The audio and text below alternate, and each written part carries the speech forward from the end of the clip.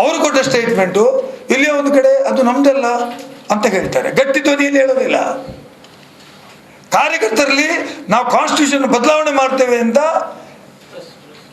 RSS ಮತ್ತು BJP ಅವರು ಅವರಿಗೆ ಮೆಸೇಜನ್ನು ಕೊಟ್ಟು ದ್ವಂದ್ವ ಎಬ್ಬಿಸ್ತಾರೆ. ಇದು ಅನಂತಕುಮಾರ್ ಹೆಗಡೆಯ ವೈಯಕ್ತಿಕ ಸ್ಟೇಟ್ಮೆಂಟ್ ಅಲ್ಲ. This is the inner decision of the BJP party and also the RSS direction. ಜನ ಉಗಿತಾರೆ ಅಲ್ಲ, ನೀವು ಕಾನ್ಸ್ಟಿಟ್ಯೂಷನ್ ಬದಲಾವಣೆ ಮಾಡುವವರು, ಈ ದೇಶದ 135 ಕೋಟಿ ಜನರು ಈ ಕಾನ್ಸ್ಟಿಟ್ಯೂಷನ್ ಅಕ್ಸೆಪ್ಟ್ ಮಾಡಿ, ಇಂಡಿಯನ್ ಕಾನ್ಸ್ಟಿಟ್ಯೂಷನ್ ಅಕ್ಸೆಪ್ಟ್ ಮಾಡಿ ಇವತ್ತು ಮತ ಹಾಕಿ ಸರ್ಕಾರವನ್ನು ಆಯ್ಕೆ ಮಾಡಿದ್ದಾರೆ. ನೀವು ಇವತ್ತು ಎಲ್ಲೋ ಒಂದು ಕಡೆ ಜನರನ್ನ ದಾರಿ ತಪ್ಪಿಸುವಂತ ಕೆಲಸ ಮಾಡ್ತಾ ಇದ್ದೀರಿ. ಮತ್ತು ಹೇಳಿಕೆಗಳು ಬಂದಾಗ ಅದು ನಮ್ದು ಹೇಳಿಕೆ ಅಲ್ಲ, ಅದು ಅವರ ವೈಯಕ್ತಿಕ ಹೇಳಿಕೆ ಅಂತ ರೀತಿಯಲ್ಲಿ ನೀವು ಮಾತಾಡ್ತೀರಿ. ನನಗೆ ಅರ್ಥ ಆಗ್ತದೆ, ಈಗ ಅನಂತಕುಮಾರ್ ಹೆಗಡೆ ಬಗ್ಗೆ ನನಗೆ ಅರ್ಥ ಆಗ್ತದೆ. ಅವರು ಡಿಪ್ರೆಷನ್ನಲ್ಲಿ ಇದ್ದಾರೆ. ಅವರಿಗೆ BJP ಸಹಾಯ ಮಾಡಬೇಕು, ಎಲ್ಲಿಯಾದ್ರೂ ಒಂದು ಒಳ್ಳೆಯ ಆಸ್ಪತ್ರೆಯಲ್ಲಿ ಟ್ರೀಟ್ಮೆಂಟ್ ಕೊಡಬೇಕು, ಅವಶ್ಯಕತೆ ಇದೆ ಅವನಿಗೆ.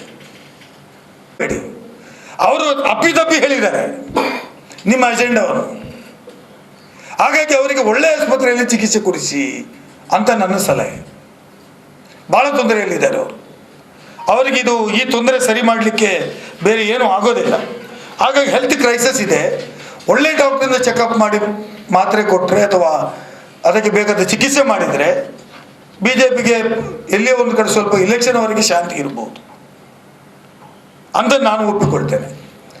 ಮತ್ತು BJP ಅವರು ಈ ದ್ವಂದ್ವ ಮಾಡುವಂಥದ್ದು, ಕಾನ್ಸ್ಟಿಟ್ಯೂಷನ್ ಬದಲಾವಣೆ ಮಾಡಲಿಕ್ಕೆ ಹೊರಟಿರ್ತಕ್ಕಂಥದ್ದು ನನ್ನ ಪ್ರಕಾರ ಒಬ್ಬ ರಾಜಕಾರಣಿಯಾಗಿ ನಾನು ತಿಳಿದ ಮಟ್ಟಿಗೆ ಹೊಸ್ತಲ್ಲ. ಭಾರತ ದೇಶದ 75ನೇ ಸ್ವಾತಂತ್ರ್ಯ ದಿನಾಚರಣೆ ಸಂದರ್ಭದಲ್ಲಿ, ಆ ಸ್ವತಂತ್ರ ಸಂದರ್ಭದ 75ನೇ ವರ್ಷದ ಆಚರಣೆ ಸಂದರ್ಭದಲ್ಲಿ ಪಾರ್ಲಿಮೆಂಟಲ್ಲಿ ಒಂದು ಕೈಪಿಡಿ ಕೊಡ್ತಾರೆ ಎಲ್ಲ ಪಾರ್ಲಿಮೆಂಟ್ ಮೆಂಬರ್ಸ್ಗಳಿಗೆ. ಅದರಲ್ಲಿ ಸೆಕ್ಯುಲರಿಸಮ್ ಅಂತ ವರ್ಡ್ ಬಿಟ್ಟು ಬಿಡ್ತಾರೆ. ಭರತ್ ಬಂಡೂರಿ ಅವರು ಬಿಟ್ಟು ಬಿಡ್ತಾರೆ. ಗಲಾಟೆ ಮಾಡಿದ ಮೇಲೆ ಸೇರಿಸ್ಕೊಳ್ತಾರೆ. ಅದೇ ರೀತಿ ಜಂತರ್ ಮಂತರಲ್ಲಿ ಒಂದು BJP ಸಂಘಟಿತ ಸಂಘಟನೆಗಳು ಕಾನ್ಸ್ಟಿಟ್ಯೂಷನ್ನ ಪ್ರತಿಯನ್ನು ಬೆಂಕಿ ಹಚ್ತಾರೆ. ಅದಕ್ಕೂ BJP ಅವರು ಮಾತಾಡೋದಿಲ್ಲ. ಅವರಿಗೆ ಕಾನ್ಸ್ಟಿಟ್ಯೂಷನ್ ಬಗ್ಗೆ ಗೌರವನೇ ಇಲ್ಲ. ಬೇರೆ ಏನಾದರೂ ಯಾರಾದರೂ ಮಾತಾಡಿದರೆ ಕಾನ್ಸ್ಟಿಟ್ಯೂಷನ್ಗೆ ಅಗೌರವ ಅಂತೇಳಿ ಬೊಬ್ಬೆ ಹೊಡಿತಾರೆ. ಡಾಕ್ಟರ್ BR ಅಂಬೇಡ್ಕರ್ ಅವರ ಹೆಸರನ್ನ ಪದೇ ಪದೇ ಹೇಳ್ತಾರೆ ಅನುಕೂಲ ಶಾಸ್ತ್ರಕ್ಕಾಗಿ. ನಿಜ ಮನಸ್ಸಿನಲ್ಲಿ BJP ಅವರಿಗೆ ಕಾನ್ಸ್ಟಿಟ್ಯೂಷನ್ ಬಗ್ಗೆ, ದೇಶದ ಸಂವಿಧಾನ ಬಗ್ಗೆ ಗೌರವ ಇಲ್ಲ. ಅವರದನ್ನು ಪಾಲನೆ ಮಾಡೋದಿಲ್ಲ. ಅವರಿಗೆ ಅವರದೇ ಆದ ಒಂದು ಸಂವಿಧಾನವನ್ನು ಈ ದೇಶದಲ್ಲಿ ತರುವಂಥ ಅಜೆಂಡಾ ಅವರಲ್ಲಿ ಇದೆ ಅಂತ ನನಗೆ ಅನಿಸ್ತದೆ. ಅದಕ್ಕೆ ಈ ದೇಶದ 135 ಕೋಟಿ ಜನ ಒಪ್ಪೋದಿಲ್ಲ. ಹಾಗಾಗಿ ಅನಂತಕುಮಾರ್ ಹೆಗಡೆ ಹೇಳಿದ್ದು ಅವರ ವೈಯಕ್ತಿಕ ಸ್ಟೇಟ್ಮೆಂಟ್ ಅಂತ ಏನು ನೀವು ಪ್ರತಿಬಿಂಬನೆ ಮಾಡಲಿಕ್ಕೆ ಹೋಗಿದ್ದೀರಿ, ಇದು ಸರಿಯಾದದ್ದು ಅಲ್ಲ. ಒಂದು ವೇಳೆ ಹೌದು ಅಂತಾದರೆ ಇಮಿಡಿಯೇಟ್ ಆಗಿ ಸಸ್ಪೆಂಡ್ ಮಾಡಿ. You put him out from your party. It is not a simple issue.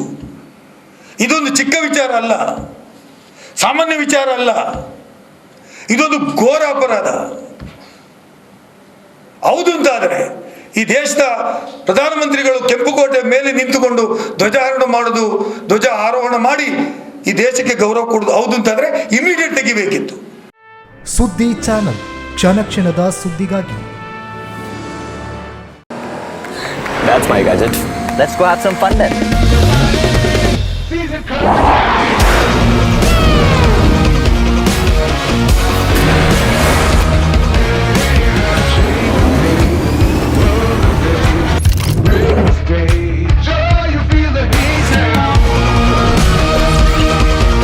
Introducing the hot and techy Brezza SCNG.